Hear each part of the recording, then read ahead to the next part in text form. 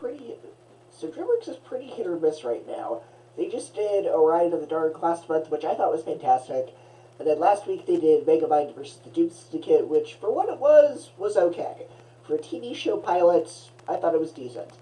And then they just put out the trailer for The Wild Robot, which looks like it's going to be a really interesting film. And in between all that, we have this one. We have Kung Fu Panda 4, which is honestly just pretty okay. Now, I think the first three Kung Fu Pandas are all pretty solid, and I think that everything that the first movie did right, the second and third films really built upon, and the way the third film ended was a nice way to wrap things up. And now we have this fourth one, which feels completely unnecessary. Because first off, the Furious Five, who were major characters in the other movies, they aren't even in this until like the very, very end as cameos. They don't even have any lines. And Poe as a character doesn't really feel like he goes through any major growth. The first film was about him becoming the Dragon Warrior. The second one was about him finding inner peace. The third one was about passing on his teachings to the next generation. This one, he just kind of goes through the motions. There isn't really anything about this film that expands the world or characters, and a lot of the film is really just nostalgia baiting.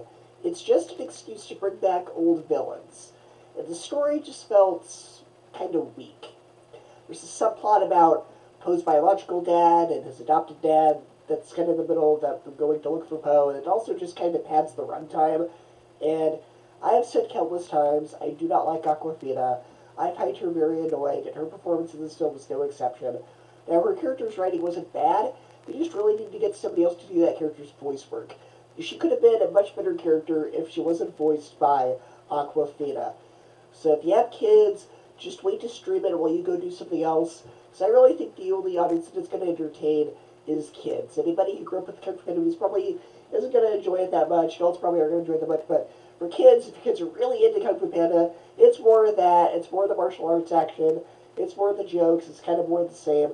They'll enjoy it, but for everybody else, it's probably something you can pass on. For me, it gets a C, 7 out of 10, and 3 out of 5 stars.